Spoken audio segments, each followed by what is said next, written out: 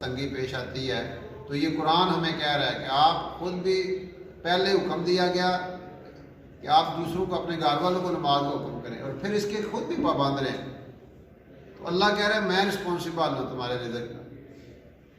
تو یہ ایک ہمیں ظاہری ریسورسز نظر آتے ہیں معاش کے، کاروبار ہے، دکان ہے، ملازمت ہے اور مختلف شعبہ زندگی ہیں جس سے ہم کمائی کرتے ہیں. تو یہاں پہ یہ بھی ایک سورس بتا دیا گیا ہے کہ آپ یہ سورس بھی استعمال کریں. جب بھی آپ کو کوئی مسئلہ پیش آئے تو اس مسئلے کو حل کرنے کے لیے اللہ سے مانگیں، اور اللہ سے مانگنے کا بیسٹ وے بتایا گیا ہے وَاسْتَعِينُوا بِالصَّبْرِ وَالصَّلَاةِ کہ آپ صبر اور نماز کے ذریعے سے مدد حاصل کریں. اس لیے زندگی میں جب بھی کوئی مسئلہ پیش ہے، دیکھیں اس پہ تو کوئی خرچہ نہیں آتا، پانی مل جاتا ہے، وضو ہو جاتا ہے، بندہ کھڑا ہو جاتا ہے اللہ کے سامنے، اللہ پھر بندوبست کرتا ہے. 3 طالب علم دین کے طالب علم تھے، قرآن حدیث وہ سیکھتے تھے.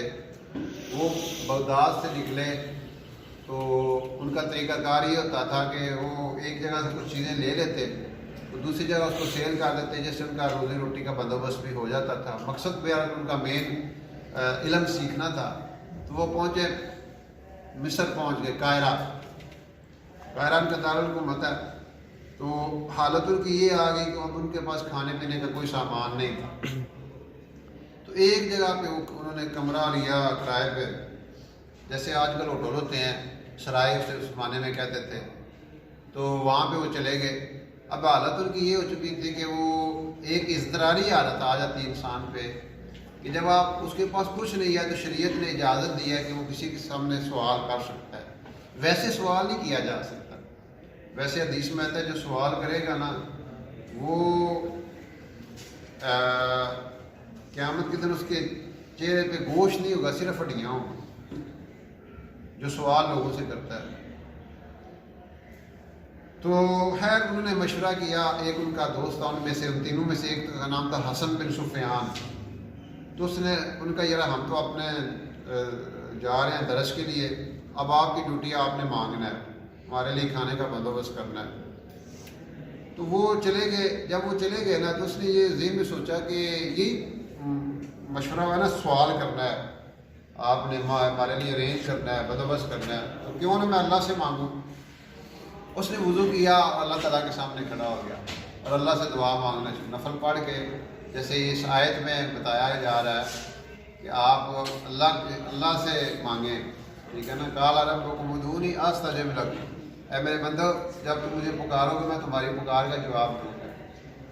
جب یہ وَإِذَا سَأَلَكَ عِبَادِي عَنِّي فَإِنِّي قَرِيبٌ، جب میرے بندے آپ سے میرے متعلق پوچھیں آپ نے کہا میں بڑا قریب ہوں. جب بھی کوئی مجھے پکارنے والا پکارتا ہے تو میں اس کی پکار کا جواب دیتا ہوں. اب اس نے ایسا مانگا پتہ نہیں کتنی دیر اللہ کے ساتھ. جب سارے دروازے بند ہو جاتے ہیں نا پھر بندہ ڈائریکٹلی اللہ سے مانگتا ہے. پہلے تو ہمارے تو ذہن میں ہوتا ہے نا، ہم تو سارا یہ آپشن آخر میں رکھتے ہیں، کتنے چلے ہو کراچی چلے ہیں، کدھر کو رہنا جی ہوٹل سے رہنا ہے. انہیں کہا جی جی بوجھا کٹیا گیا تھا. انہیں کہا چلو ایک رشتہ دار ادھر ٹر جاتے، انہیں جو بھی پیچھا ہوا تھا. انہیں کہا پھر اللہ مالک ہے، پھر نہیں اللہ پہلے ہی مالک ہے، اللہ پہلے ہی مالک. اب یہ دعائیں مانگ رہا تھا، دروازہ ناک ہوا تو باہر جا کے دیکھا 3-4 بندے کھڑے ہوئے ہیں، ان کے ہاتھوں میں ٹرے ہیں، کھانے پینے کی چیزیں ہیں، کوئی اور کرنسی جو اس وہ دور کی. انہوں نے کہا جی ہمیں بادشاہ نے بھیجا ہے تو یہ آپ کے لیے گفٹ ہے، بادشاہ کی طرف سے ہدیہ ہے. تو اس نے کہا کہ ہم نے تو کسی نے سے نہیں کہا آپ صحیح بات بتائیں، جب تک بات نہیں بتائیں گے صحیح ہم یہ نہیں لیں گے. اس نوجوان نے کہا حسن بن سفیان. تو اس نے کہا کہ بات یہ ہے کہ ہم اس میں سے جو ان کا انچارج تھا ان کا، ہم بادشاہ کے ساتھ دربار میں بیٹھے ہوئے تھے، ایک دم آسمانوں سے نا ایک انسانی ڈھانچہ اترا، ایسے نا جیسے لٹکتی ہوئی چیز آتی ہے نیچے. اس کے ہاتھ میں خنجر تھا اور وہ کہہ رہا تھا ادرک الحسن ابن سفیان وصحبہ قبل ان یموت، کہ مرنے سے پہلے جلدی حسن ابن سفیان اور ان کے ساتھیوں کی خبر لو. اور اس نے کہا تھا اس کو نا بادشاہ کو تھوڑا وہ لگایا بھی اور اس سے اس کا خون رسنے لگا. اس نے فوری طور پہ پتہ کیا، پورے شہر میں ایجنسیوں کو دوڑا دیا، پتہ کرو اس نام کے بندے کس سرائے میں ٹھہرے ہوئے. جیسے ڈیٹا ہوتا ہے آٹوم کا ڈیٹا ہوتا ہے، وہ پھر چیک کرتے ہیں. تو وہ انہوں نے جب پتہ کیا ان کا اس نام کا بندہ فلاں جگہ پہ فلاں سرائے میں، تو ان کا فوری طور پہ جاؤ، ان کے لیے کھانے پینے کی چیزیں لے جاؤ، یہ ساتھ ہدیہ بھی لے جاؤ، اور انہیں کہو کہ جو ہے نا وہ بادشاہ کل آئیں گے اور وہ آپ کی مزید ہیلپ کریں گے. تو اب انہوں نے چونکہ یہ سمجھا اللہ نے ہماری مدد کی ہے، غیب سے مدد آ گئی نا، تو وہ غیب سے اللہ تعالیٰ کی قدرت. تو جب وہ دوست ان کی شام کو آئے، انہوں نے کہا جی اب ہم لوگ تو بڑے معروف ہو جائیں گے، مشہور ہو جائیں گے، لوگ کہیں گے یہ تو بڑے اللہ والے ہیں، ان کی مدد غیب سے ہوئی ہے، اس وجہ سے اب ہم یہاں سے چلے جائیں.